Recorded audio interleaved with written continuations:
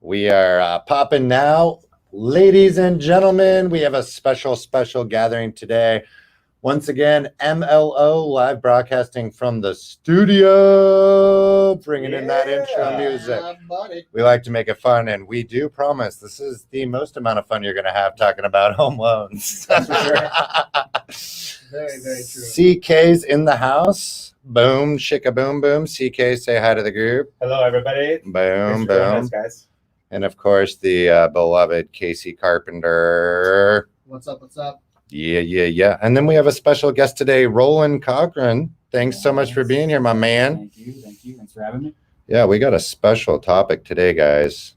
Why now is not the right time to buy a home. Boom. I get this call all the time. It's like, hey, is this the right time? Are you going to see foreclosures? Are you going to do this or do that? And this is going to be a good topic. And one of the reasons why we brought Roland here is Roland works, and I'm going to let you explain, what you do, but you work with a lot of different successful business owners. And we want to get your insight within the group today on different characteristics, different strategies, and timing specific. So thanks again for being here today, man. Yeah, thank you so much. Yeah, so I work with mission-driven business owners is how I define it. So if you're passionate about what you do, passionate about your brand, I'll work with you because that's exciting, and that's who everyone wants to work with, as a customer. So the funny thing about high-achieving, passionate business owners is they'll outpace themselves, right? So they'll get ahead of themselves and they'll outpace their success when the systems and maybe everything else isn't clear or completed. Not because they're not smart, they just don't want to. It's just it's the boring stuff. So they'll start getting to a point where they're tired, they're getting worn down. You see this in the housing industry with all professionals, right? When you start hitting that max. So I work with them on clarifying what that dream was when they started and how we can get back there and get free again, get back to being themselves. Oh yeah, and it's a lot of people's dreams to be homeowners or business owners or whatnot. And I think what we need to hit the nail on the head here is breaking into timing, because there's a lot of things on the financing end that might prohibit someone from buying a home and being prepared. And I know Kemper is you work with a ton of self-employed individuals applying for home, and actually the financing and the equity within the home has been something that can be leveraged for business growth and accomplishing. So these are different moves that we want to go through and discuss throughout the episode. So make sure to tune in and catch the very end of this show too, as we make some special announcements. Going first and foremost though, I just want to open up, Roland, from your perspective, why is now not the right time? Because there's a lot of change right now in the country. We have a huge moving economy that's evolving, changing, shifting. And I want to get your insight, from who you work with, why is now not the right time? And what are some other things that need to be prioritized? Sure. So buying a house is exciting. All right. People, they want to do it. We talk about it when we're kids. You dream about the house that you want. And so it's a no-brainer as to why everyone wants to buy one. And they'll come up with any excuse to buy it. And it makes a lot of sense, right? You want a place to feel safe, to nest, to go home, hang up your coat, raise your family, let your dog. So it's not a mystery as to why everyone wants in one. The question is, why shouldn't you buy a house? And no one really talks about that, right? It's not something that we speak about much. The big reason I think people do it is it's the easiest investment you can get into. It doesn't matter if you're a first-time buyer, where you're at in life, you can invest in a property and leverage someone else's money. Why you wouldn't buy right now is kind of the same reason. Well, it's been amplified as to why you wouldn't buy the same reason all along, but now it matters twice as much. And that's the fact that the world is uncertain. You need to look at your 10-year plan, 8-year plan outside of your investments and how those play into purchasing a home. Because a home depending on what you buy, there is a time limit at which it's going to become a good investment or not. And so if you need to exit that agreement early, it's potentially not right for you. That's a good point. I think that goes back to at least the MLO team, one of our top priorities in any sort of consultation is, hey, we want to have that intro call. We're not going to be those loan officers that say like, hey, we're going to just send you a link, fill it out, let me know when it's done. We, all three of us here, want to have that intro call to hear about your goals, hear about the big picture strategy, because truly structuring an appropriate investment into real estate, you need to account for those 5, 10, 15, 20-year goals. And I know, like, guys, like, we talk people out of doing things all the time. Like, we talk people out of, I did it 2 times this morning where it's like, hey, I really want to refinance my rental property and blah, blah, blah, blah, blah, blah. Most loan officers right there would be like, hey, I'm going to send you a link, fill it out, and I'll let you know. My first questions are like, okay, what are your plans with that property? What are you going to sell it in the next 2 to 3 years? Did you have it under a primary status terms, which is a much lower interest rate than an investment property? So, like, going back, and I'm not trying to get off a little bit, but that consultation of understanding the long-term goals of a family. Are you having kids? Like, Casey, I know both of you guys, I mean, Christian's just about to have a baby. I mean, give me your insight. And I know you work with so many refinances, customers. I know you're having that conversation all the time. What are some kind of goal things that people are coming to you about? Yeah, 100%. I think that every individual, you know, if they're sitting down with their mortgage advisor, needs to be having these kind of conversations, just for the sole fact that I cannot do my job without knowing your short and long-term goals. I mean, for you to say, hey, I just want to lower my rate. Well, that's not going to help you. I had a client this week that said, hey, I want to lower my rate. Well, the balance was $100,000, and yeah, I could lower it like 1.5 points, but it only lowered the payment $100, but the cost did not outweigh, because I knew his total goals. He's only going to be in the property for another 3 years. I'm like, your break-even point is probably going to be about 3.5 years. So those conversations are so important to save you the equity position. Plus, you know, we're going backwards. We're adding more years to your mortgage. So our whole goal is having a end goal of, hey, what is going to be my balance when I sell my house? Because I want to have the most equity put down on the next one. So those conversations don't come out over an internet inquiry, you know? Right. No, that's a really good point. And Casey, I want to get your take really quick on the long term, the importance of the structuring, especially being a veteran and a mortgage advisor.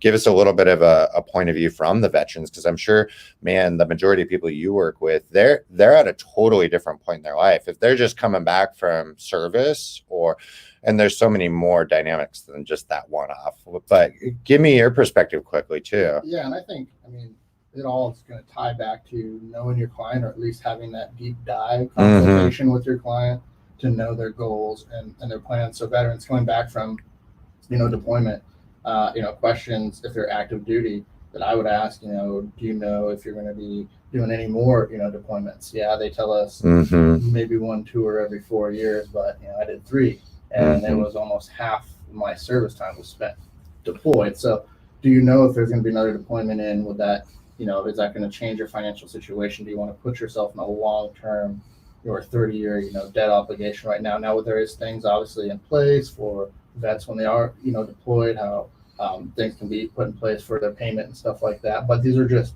their decisions and thought processes that need to happen when you're making decisions like this. And just to tie back on 2 different scenarios, you know, I have clients that could probably be doing a 15-year loan. They're getting towards, let's just say, you know, the later side of their life, and they're seeing things, but, you know, decision processes are different for everybody. Goals are different for everybody. So you have to understand. So some people you think, you know, might be wise to get rid of the debt, actually are thinking about doing the longer term just because they want the lower payment. They want to have a little bit extra cash to live out their life. Their goal is not to pay off that mortgage completely. That's okay. That is a different goal, and that works for that person. So we're looking at that whole spectrum. Or you have people, last clients, you know, there's a lot of stuff going on in the state of Oregon. If you're leaving the state, you know, what is your plans there? Because, you know, yes, a quick decision. We've seen people just get up and go, right? But was everything thought out? Was it put in place? Was it right just to sell right off the gate? Or was it a better decision maybe to restructure the loan, save some money for 1.5 years, and then move out? Whatever that is, you find that out during what? that initial conversation and Yeah. consultation where you learn their goals and their plans. So what you're saying is basically clarifying. So when you're working with your loan officer and your realtor, clarifying, is this an investment or is this a home I'm nesting in and living in, and I don't really care about the rate of return, right? Mhm. Having that conversation with your loan officer so that they can, give you the right mortgage and put you in the right house. Well, and I want to hear from Roland too, like in your experience, man, just with working with a lot of self-employed entrepreneurs, motivated individuals. Give me your perspective on like what your experience with those types of families. What are they like? Hey, these are my top 3 things that I just need to alleviate myself from. Could you give us a little insight on that? Absolutely. So I think most people, whether we say it out loud or not, we're after freedom. We don't know freedom from what necessarily, but freedom from something that's making us do something that's actually not what we truly deep down want to do. And that's typically money, time, and location constraints. So when you're buying a home, it's something that does not get the thought that it deserves. If you're trying to free yourself from money, time, or location, your home purchase is going to change all of those things significantly, because you might be in a mortgage that is higher than the financial freedom that you're looking for. It could be lower than the income, rate of return on investment that you actually are trying to secure 37 years from that point. So that's what I would say is just be clear with yourself with what freedom means to you. If it's time, location, or money, your home and the type of mortgage and your interest rate especially changes all of those things. It's a conversation to have with yourself, your spouse, and then consult your LO and your realtors. Well, I think it's such an emotional transaction too, with your home purchase. It's something that's attached to you, your family, so there's a lot of different things that you don't do. Like if I were to buy a business, I'd probably put more diligence into that than I would a home purchase. So I think it's it's very important to surround yourself with those right people, your financial advisor, your tax attorney, your realtor, your mortgage advisor. That's the time to bring those people in. Well, I think like an interesting conversation that I had just last night with a self-employed applicant is like he had the ability to put 150 grand down. And I knew, because I was very well versed with this client. I had done his previous purchase. They're now selling and moving to a new one. We had this conversation. I was like, I want to build out a dynamic spreadsheet for you, which is something that we do here at MLO all the time, with 3 to 5 different options. And what I wanted to break down for him was like, well, let's take a look. If you put a minimum of 125K down versus 150, your terms on the mortgage aren't going to change. So do you really want 25 grand tied up into your mortgage? Because I know from this particular person's business and skill set, he can take 25 grand and make 100 grand with that cash flow. So does that give him more opportunities? So that was an interesting thing I just thought of from a conversation just last night. Yeah, he's giving you, like, opening up his books and saying, this is what I have available. He's trusting you as your advisor to kind of give him those options. Yeah, this is not going to change from 100 to 125. That's huge. Yeah. Good job. 100%. Well, I just thought it was a good share. Yeah. Roland, being a coach and a manager of dreams and goals, what are some of the disciplines and characteristics of individuals that you see accomplishing their goals? I think that's a really good insight. Like, being a nationally known individual and working with so many successful entrepreneurs, what do you see are some common characteristics from families and individuals that want to get into a home, start a business, etc.? So self-awareness, and I mean that not just from your personality characteristics and how you interact with others, but I mean an awareness of what you're building. What are you trying to become free of, right? This obsession with money and more money when they actually want free from money, and then they bury themselves in debt and needs to make more money when it was the freedom of the money the whole time. So just having that awareness around what you want for yourself and your family and your future and your business. Do you want to run a business, or do you want to own one and lend to the business and those within it? your unique abilities. I think that's why we all went into business, and all you guys in your businesses, there was something there, and the work itself wasn't necessarily what we were obsessed with. And then before too late, you don't know. So self-awareness around what you're actually after. The second one I would say is investing in yourself. So whatever you lack, your weaknesses, fix them.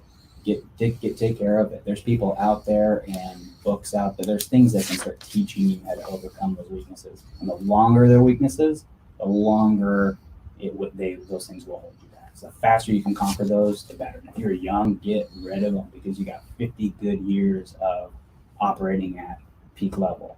I'm 30 years old, and I achieved all of this because from 15, I just kept meeting and hiring people to conquer weaknesses. Lots of strengths, lots of business coaches, whatever it took to just become an aware individual of what I wanted, so I can communicate with a broader audience. And you can apply that to all businesses, your personal relationships. And then the last one would just be, with that clarity, with that self-awareness, going all in and just doing it.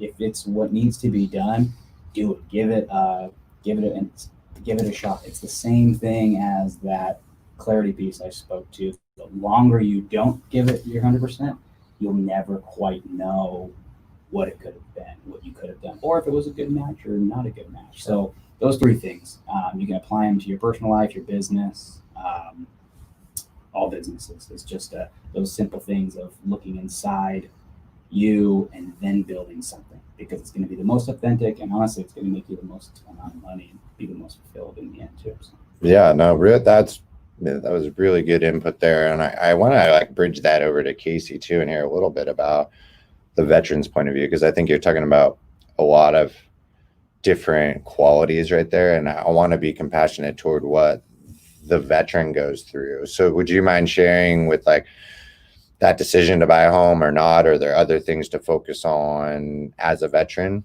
Yeah, and I think a veteran's biggest decision too is, are you planning on re-enlisting? Are you planning on re-upping and staying in the service? I mean, majority, or let's just say probably a 4-year contract you're going to sign. Is your plan to stay in the service? Because the service obviously relocates you. You are placed in usually a different state. If you're going to stay, are you going to stay? And do you know your orders? Are they going to be in that same state? Or are they going to be a different state? So for a veteran, they have a lot more, I would say, to decide on when purchasing a home. Yep. Rather than your individual, just normal consumer. But I think, what Roland touched on, which is it for veterans, for everybody. And it was that second point where he said, surround yourself with a coach or someone wiser than you, or I think he even joked about it's a shrink, right? But you need somebody, honestly, that knows more than you do. And when you come across people like that, whether it's in your business, whether you run a landscaping business or something, or whatever it is, try to get the knowledge from that person. Ask that person, be open to say, hey, would you mind, advise me? Would you mind coaching me? Could I meet with you just for coffee one time to pick your brain? How did you grow your business? Where it was at, so I can maybe pick up some advice. Believe it or not, successful people like helping people. Whatever it is for us, it's a an internal good feeling that we get. It's a satisfaction, that we can help people grow. So I think Roland touched it. Yes, your loan officer, your real estate mortgage, or your real estate broker, your financial advisor, you're also life coach, business coach, whatever it is. I like to just call them mentors. Find yourself a mentor and grow, because whether you're a veteran in the service, obviously you're high ranking, other people in there that, they have the medals, they have the badges on their uniforms, who they are. They got there for a reason too. Yeah. So, pick that up as a coach or a mentor in all facts of life, I think.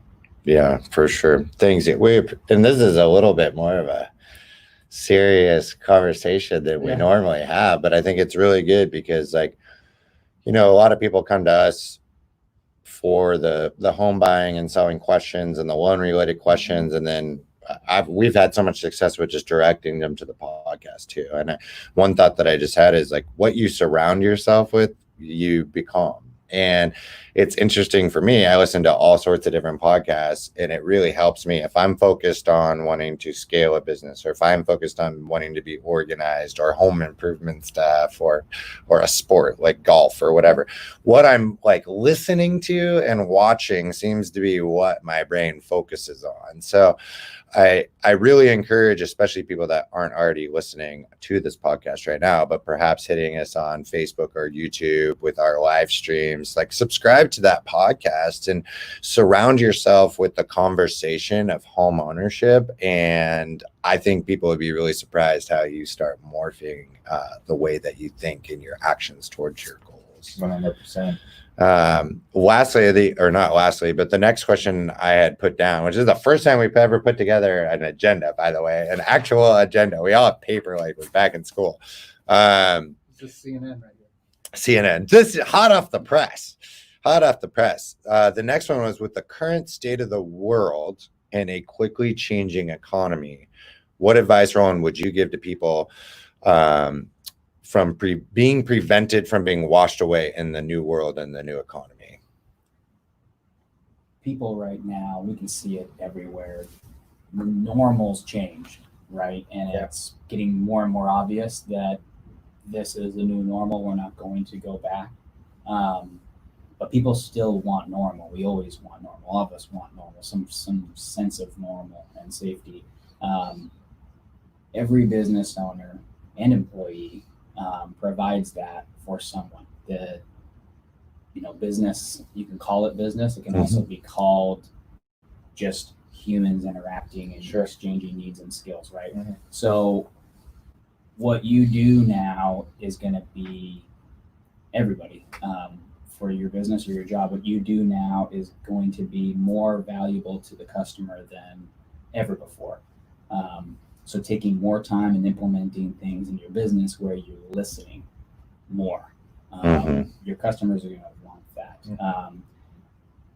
On a more tangible note, you need to embrace the change. And for those who are more innovative and have been looking for a change for themselves, now is the time. People are just, change is normal. So if you're going to introduce your customers to a new platform or you're going to change how you work, now is the time to change that. People are open to it. Hey, log into this online thing, give it a go.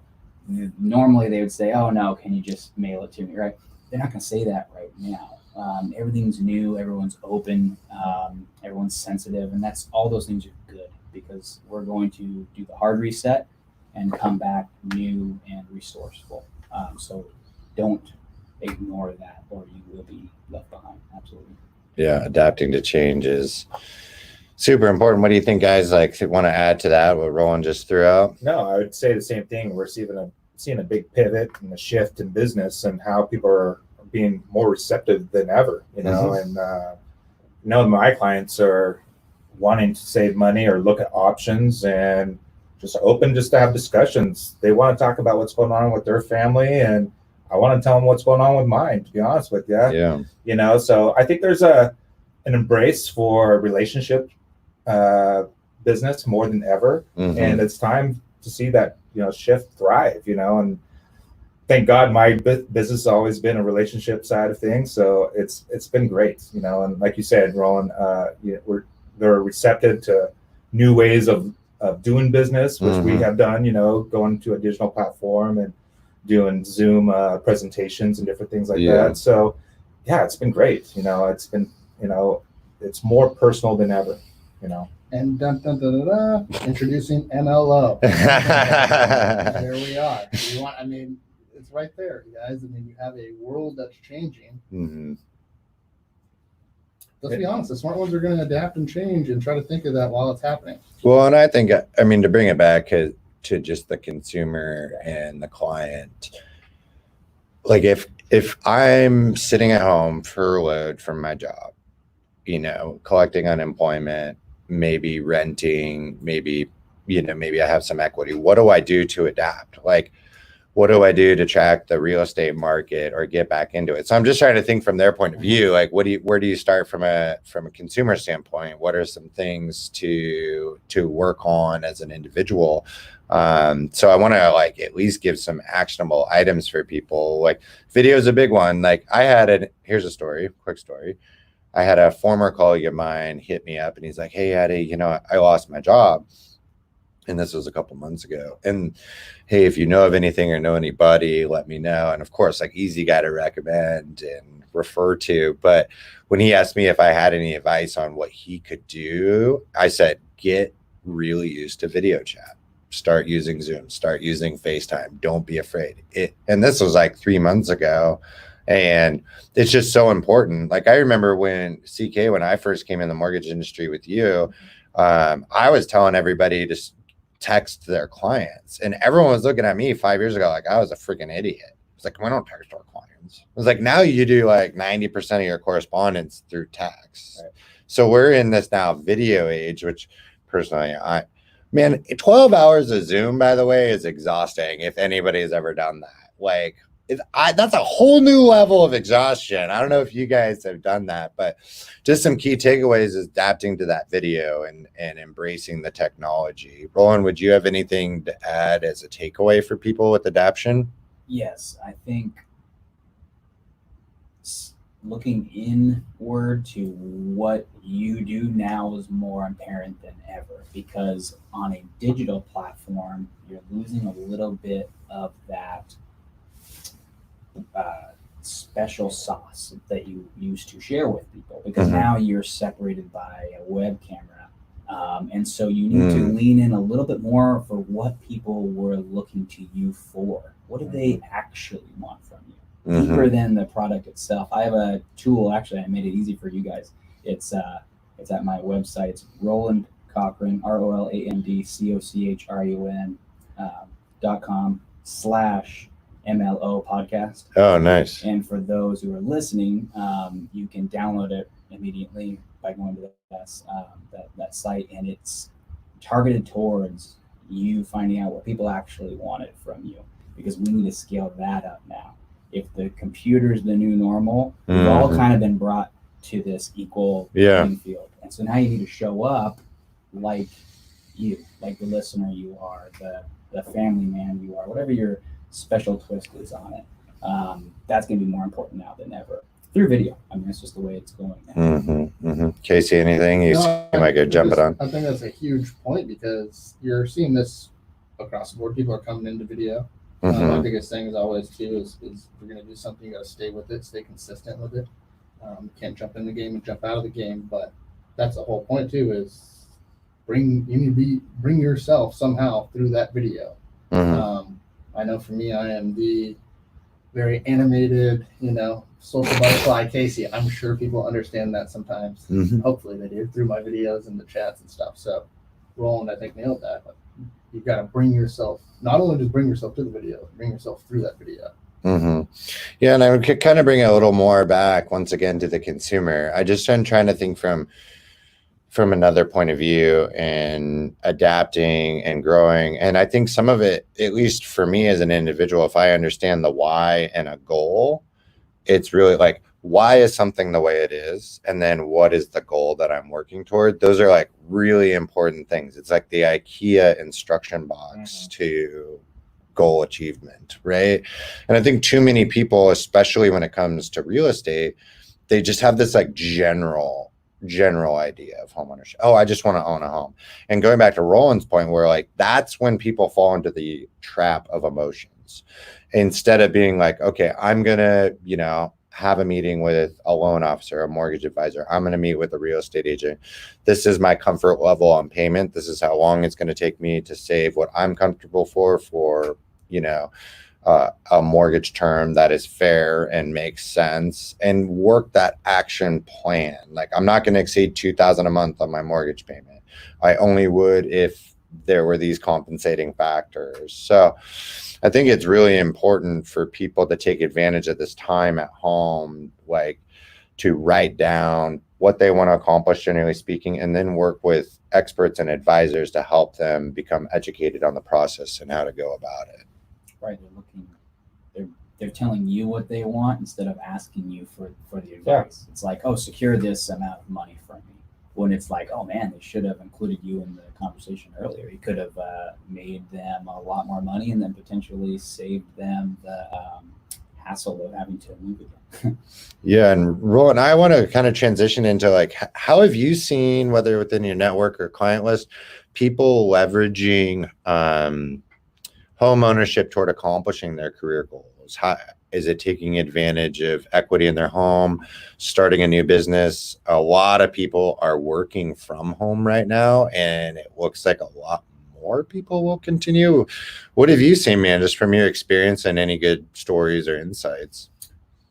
Yeah, it's interesting to ask that question now. It's Right. different had you asked me even a few months ago. Yeah. So I mean, the easiest way with a lot of people call a home a forced bank account, right? So a 19-year-old who gets their first job and they've had it for 3 or 4 years, they qualify for, by the time that person has been there for 10 years, you've got some equity there. The market's increased over 10 years, and so refinancing and pulling the equity out of the home, that's a very real thing. You can think of it very similarly to a bank account. Right. Homes are not excluded from that, and they have a way better interest rate. So that you can use it as a savings account rather than paying into rent the whole time. Right? Yeah. So that's obviously the no-brainer. Working from home poses a unique opportunity now, because I really do believe we are going to see the commercial use of space decreasing. And I would not be surprised if people go back to doing the home visits. We went away from that. Right. And I don't know why we went away from it, because now we're in the website era where everything's online. So now these commercial places existed for no reason. Now that they are not cool and will be decreasing their use, I wouldn't be surprised if we start doing what we did back in the 50s and 70s. We start seeing it. We start popping into people's homes where they have a separate entrance or an office where you actually meet with the client out of your home. I don't know this because we haven't seen it in my lifetime, but I wouldn't be surprised if that's not something that happens. A safer environment away from less people. So we should expect encyclopedia people knocking, selling books door to door pretty soon. I'm more of a fan of the vacuum. What was it? Rory Vaden, Take the Stairs. He sold encyclopedias door to door. I'm getting first to market back on that. I'm gonna, maybe we sell digital encyclopedias door to door. It's an app, $4.99, and we're gonna be door knocking, or it's that or vacuums. You guys choose, but I mean, I think Roland's nailing it. I mean, yeah. Look at the amount of people working from home now, getting comfortable working from home. I mean, think about just from that aspect, how many people want to go back, drive in that once traffic's there, hour downtown to go to your, cubicle or wherever your office is. When you just were comfortable, you have the whole home office set up. You're grinding it out, pumping it out for the last 3 months at home, comfortable. Well, I think it's going to be the businesses that are going to be like, well, I'm getting the same production. Why am I paying $1 million a month in rent, for these offices? We've seen a massive influx in our loan applications of that reason. People moving to our area, Portland, Oregon, where they say like, hey, I recently just got approved to work remotely. I want to decrease my living costs. And a lot of them are from San Francisco, Seattle, which are way more expensive than our area in Portland. Hearing that from New York, Florida, a lot of different areas that are more expensive. And now that they have approved remote, that they're looking for new shelter. That's right. Cheaper shelter. And you also see it too from, I think some of maybe the higher net worth individuals, but you see people now looking to move locations, based off of strategies and plays, retirement. I mean, me and Roland were kind of touching on some stuff before the show, but looking at different places with lower, taxes, state taxes, right? Stuff like that. It's a big factor. So again, conversations, knowing the client's timeline and plan. We'll see the travel piece is so common for younger people, seeing more of the world. We were talking about it because I sold I don't have a home now, and so I live out of Airbnbs wherever feel like going. And now this new world, I was a phenom. Now I'm just a normal guy in this new world. So you can craft whatever you want now. That's the cool part. Yeah. Very cool. Yeah, I think we'll see a lot of people continuing to move. I see people moving out of our state, but then a ton of people moving in. And another big factor too we got coming in is an election year, and kind of like hit a end chapter to the episode. Want to make sure we dive a little bit into some loan stuff and election year. So historically, interest rates are always lower on an election year. So CK, would you take it off? Like, what have you seen over now? I'm not going to tell publicly how many election years you've been through as a loan officer, but it's been a few. It's been a few. Yeah, buddy. More than 3.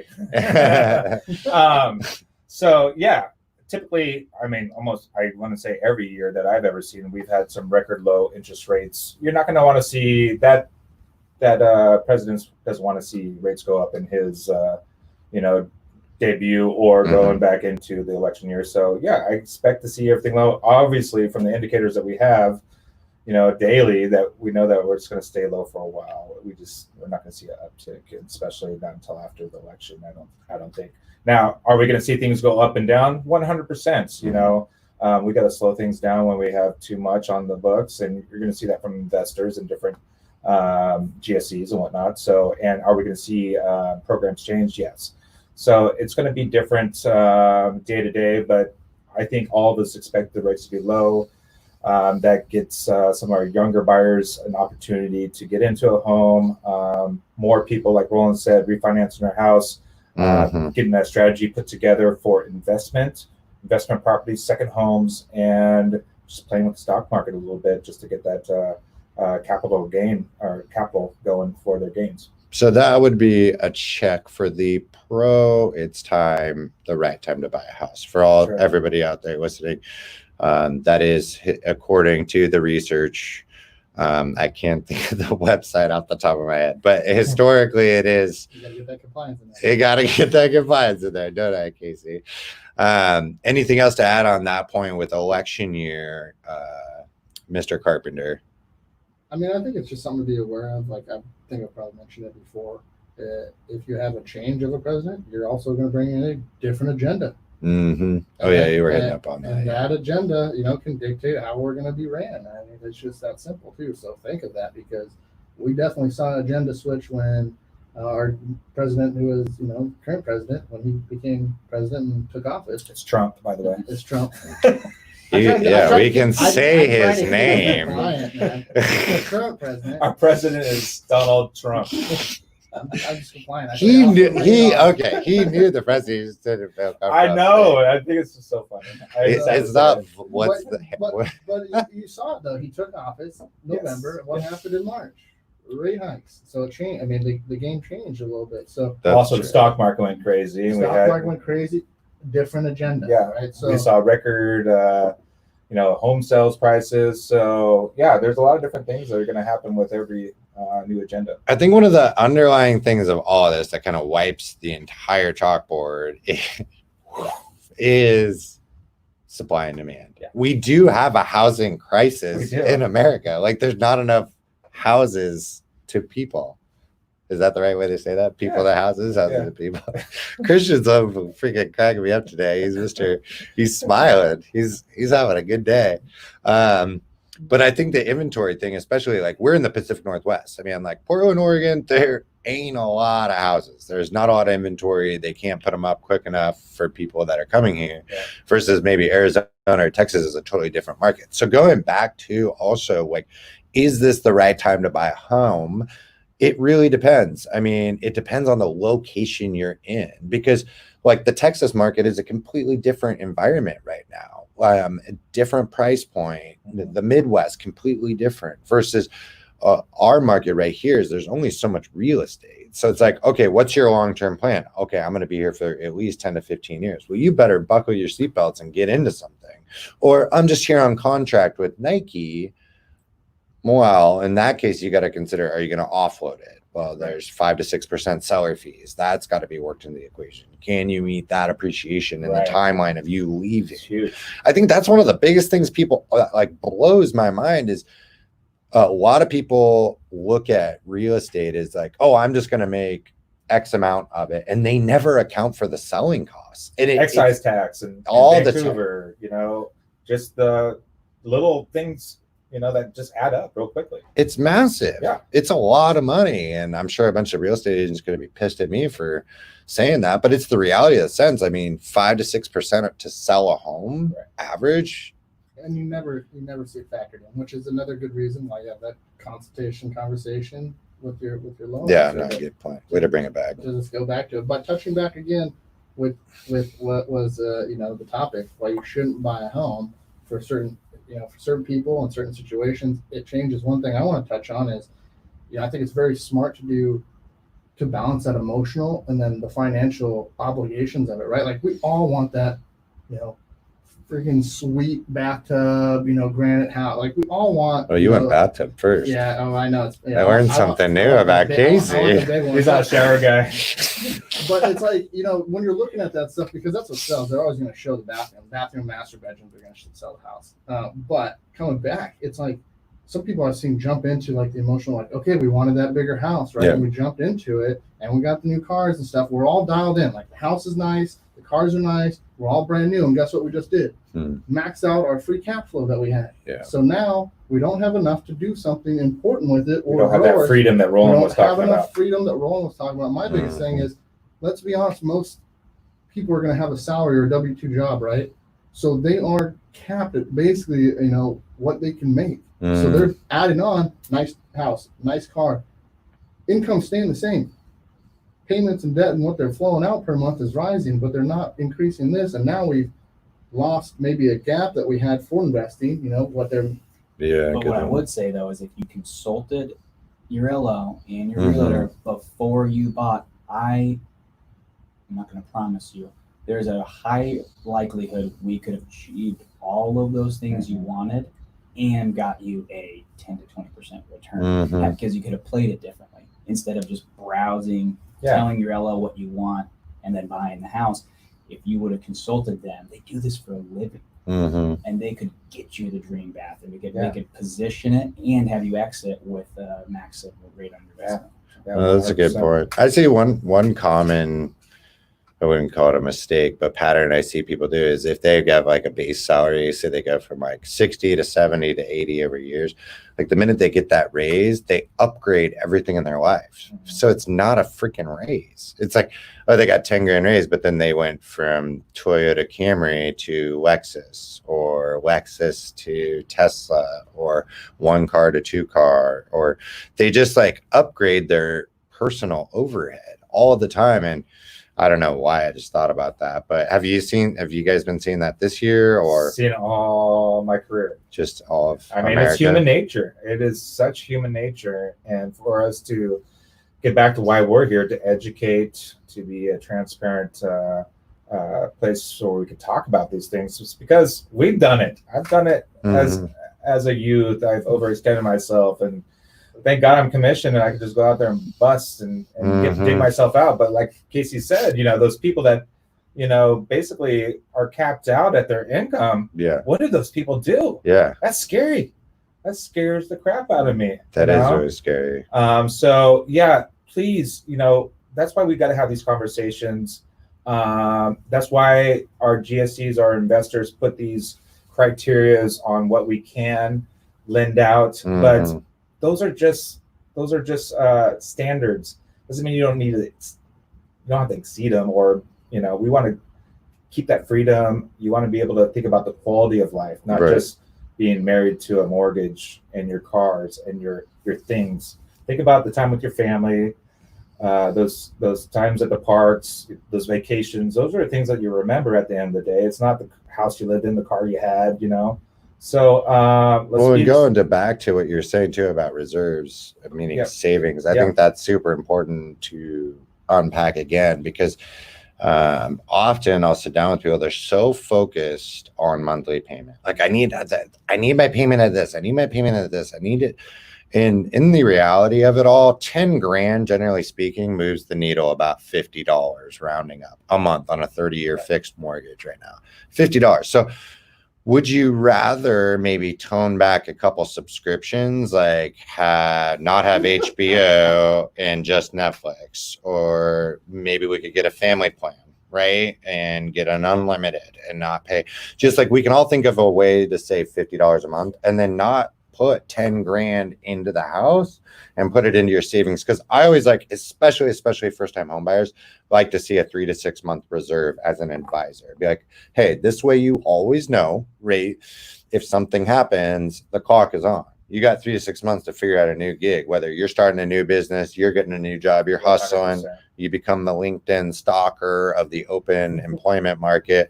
But I think that's just another wanted to add in on the reserves versus Huge. having it all tied Yeah. up. Yeah. Mhm. And again, with that planning, people that first year home ownership are going to spend anywhere from 5 to 20K upgrading that home on stuff they like. So that's another huge factor. I mean, are you including that into your plan that you talked about with the LO? Well, and I hear a lot of people being like, they hit me up and they're like, hey, we want to do a cash out refinance because we want to do an upgrade in our house. Or like another one was, we're going to build home offices out of the basement. And first thing I always say, many loan officers will be like, great, just do the application and I'll get it all worked up. Versus it's like, hey, what do you want to do? Talk to me about this plan. Okay, cool. That sounds exciting. So we're talking how much of a budget? Well, it's going to be like 6 or 7 grand, right? To do this like revamp with furniture and whatnot.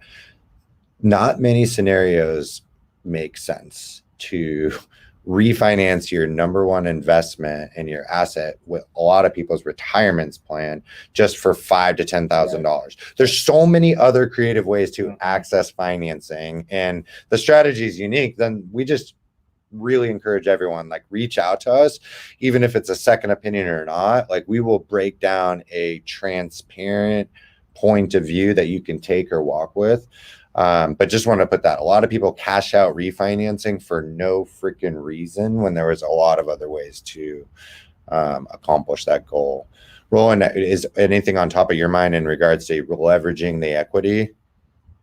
The thing that's on top of my mind is that, like, 50, the payment, right? They're so focused on the payment. Had they strategized with you, there was likely some other investing money in that pie chart. What if exceeding the payment to get them into that home as an investment? What if that was maybe a better yield than where that other sliver was going? That's where consulting, people don't look at their LOs for whatever reason as they're just like your financial advisor. You need to talk to them about these things. Don't demand a loan from them when you found the home already. It's too late. Right. But consulting them earlier, you might be able to exceed your payment by another $150, $200 that you were dead set on if the home itself that you find or the situation will yield a higher. Maybe adding that another bedroom is a better investment. Right. And your LOs will know this. Yeah, that's a good, adding a bedroom, square footage. There's prioritization. Strategies, a lot of times we'll strategize. A lot of our consumers and clients right now have a lot of student debt. And that's one of the things that we've been able to do is strategize and put some debt consolidation together for the student loans, because those are around 7 to 9%. And there's some great products out there. And I've done that for multiple clients to where they could only afford being this level, of a $350,000 purchase, where now they can rent out a room and get a 4-bedroom house. And we were able to, they weren't able to buy that month, but 3 months later, we put them into a debt consolidation where that saved them $500 a month. That opened them up to huge amount of options in their home buying process. So that's why, and I challenge anybody else out listening, our job is to look at and be a second eyes for you. So if you have a loan proposal you want us to look at, that's our job, to help you say, hey, that's a great deal. That's where we're at. You're already in the process. I think that's a great deal. Move forward. Or this is where I think they're charging a little higher on this. But we want to be second eyes and just be out there for the consumers in our community, and in our states that we blend in, to be able to help our consumers. Yeah, well said, well said. And Roland, if people wanted to get a hold of you, particularly for your services and your business, like, how can they find you? How can they follow you? Give us the deets. Yeah, so best way, go to my website, Roland Cochrun, ROLAND, COCHRUN, I got resources on there. We can keep you in, I love what I do and I love to help. So it truly is a resource. Even if you and I never ended up working together, it's just a great place to. I love messing with how everyone thinks because we've allowed others to tell us how to think so much that we don't look at what we actually want often enough. And so I encourage people to do that. And guess what happens? They get happier and they get wealthier. It's just how it works. So yeah, RolandCochrun.com. You follow me on Instagram on there. I'm always messing with everybody and interacting. I'm pretty accessible through that.